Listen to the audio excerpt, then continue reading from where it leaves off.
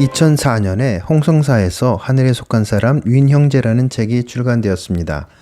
그런데 얼마 지나지 않아 윈형제의 이단성에 대해서 중국의 가정교회 목회자들이 직접 서명한 공개 서한을 세계 교회 곳곳에 발송했습니다. 목회자 중에 중국의 복음주의를 대표하는 왕명도 선생을 잇는 린 시엔까오가 포함되었고 윈 씨에 대해 공개 호소문을 발표했습니다. 공개 서한 안에는 윈 형제가 이단인 중생파와 관련이 있으며 자신의 명성과 부를 위해 자신에 관한 간증을 왜곡했다는 내용이 적혀 있었고 그를 경계하도록 요청했습니다. 그러자 2005년에 윈 형제를 초청했던 단체와 교회는 예정된 집회를 취소하기도 했습니다. 그런데 그 후 10년이 지난 2017년에 윈 형제가 브래디 TV 유튜브를 통해서 예루살렘을 향한 중국의 부르심이라는 제목으로 한국에 다시 등장합니다. 윈 형제가 브래디 TV를 통해 한국에 재등장할 때에 저는 중국에서 중국교회의 선교 역사를 연구하고 있었고 그때에 윈 형제의 정체를 알만한 단서를 발견하고 큰 충격에 빠졌었습니다. 그때 인터넷 검색을 해보았고 2005년에 그 공개 서한에 대해서 늦게서야 알게 되었죠. 2005년에 공개 서한을 통해 세계 교회에 알렸던 목회자들은 현대에 발생하는 그들의 신앙의 문제점을 가지고 경계를 호소했다면 저는 과거 중국 교회의 선교 역사를 통해 윈 형제와 중생파가 어떻게 백투 예루살렘에 대한 비전을 알게 되었고 그것이 원본이 아닌 가짜라는 사실을 알리고자 합니다. 2017년 브래디 TV에 등장한 윈 형제는 어떻게 백투 예루살렘의 비전을 받게 되었냐는 김종철 님의 질문에 조 시먼이라는 분을 통해서 그 비전을 받게 되었다고 자신의 입으로 직접 말합니다. 브래디 TV 유튜브 예루살렘 향한 중국의 부르심 3번째를 보시면 나옵니다. 조 시먼의 정확한 발음은 짜오 시먼이고 한글로 바꾸면 조시몬입니다. 시먼은 서쪽의 문이라는 뜻도 있지만 시몬 베드로의 시몬의 중국식 표현이기도 합니다.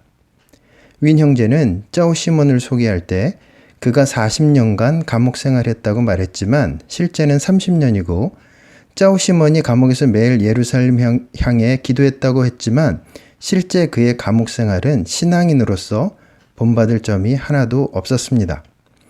본론으로 들어가기 전에 브래디 TV는 어떻게 윈 형제를 한국에 재등장시켰는가를 재고해보고자 합니다. 저는 2018년 1월에 브래디 TV를 찾아갔었습니다.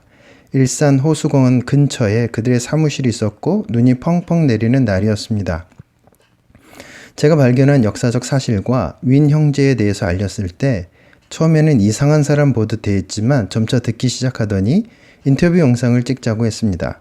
저는 그 당시 중국 선교사로서 중국이 거주지였기 때문에 인터뷰를 할 수 없었고 더군다나 진실을 중요하게 여기기보다 이스라엘과 관련만 있다면 누구든 인터뷰가 된다는 사실에 인터뷰를 하고 싶지 않았습니다. 진실성에 대한 공감은 없고 그냥 윈 형제에 대한 반대하는 자로 치부될 것이 싫었습니다. 브래디 TV는 이스라엘 전문 유튜브고 중국에 대해선 거의 모르는 것 같습니다. 이스라엘과 연계만 있다면 무작정 인터뷰하는 자세는 지양되어야 할 것 같습니다. 중국의 많은 가정교회가 이단으로 여기고 있는 윈 형제를 한국에 재등장시킴으로 한국교회에 큰 민폐를 끼친 것을 아시면 좋겠습니다. 저는 선교 동원이 되면 진실은 중요치 않다고 생각하는 모든 사역과 사역자에 대해서 그것이 이스라엘 사역일지라도 신뢰해서는 안 된다고 생각합니다. 저도 브래디 TV의 구독자이지만 분별 레이더를 늘 작동시킵니다. 저는 제가 제작한 영상의 내용이 잘못된 것을 발견하면 진실을 밝히는 영상을 제작할 것입니다. 저희 유튜브 콘텐츠의 핵심 스피릿은 진실, 뉴 시즌, 시온의 대로입니다. 구독해 주시면 더 좋은 콘텐츠로 찾아가겠습니다. 본론으로 들어가면 윈 형제가 백투 예루살렘의 비전을 전수받게 된 계기가 조시몬의 간증이 있었기 때문인데 조시몬을 잘 아는 자들의 증언이 지금 우리에게 절실하게 필요한 시점입니다. 조시몬은 1949년에 장국천 목사와 이도생 목사 등이 함의에서 세운 서북연공단에 늦게 합류합니다.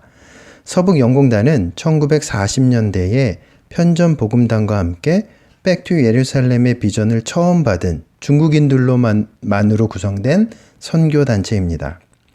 이도생 목사는 조시몬을 가장 가까이에서 보한 사역자인데, 이도생 목사는 2017년에 돌아가셨고, 저는 그분이 돌아가시기 한 달 전에 만나서 중요한 사실들을 확인했었습니다. 시온의 대로를 걸으며 라는 책 한 권과 조시몬에 관한 내용이 담긴 50페이지 분량의 글을 인터넷에 남기셨는데, 인터넷상의 그 글들이 이도생 목사님이 쓰신 것이 맞는지 여쭙고 확인했었습니다. 이도생 목사가 책을 쓰게 된 동기는 조시몬이 1992년 허난성의 중생파 본거지로 야반도주에 간 후에 중생파 출판사가 출간한 그의 간증집 띠아오커 조각을 보고 나서 내용이 부풀리고 과정되었을 뿐만 아니라 크게 왜곡된 것을 확인하고 서북연공단의 진상을 제대로 알리고 바로잡겠다는 심정으로 시온의 대로를 걸으며 라는 책을 쓰게 됩니다.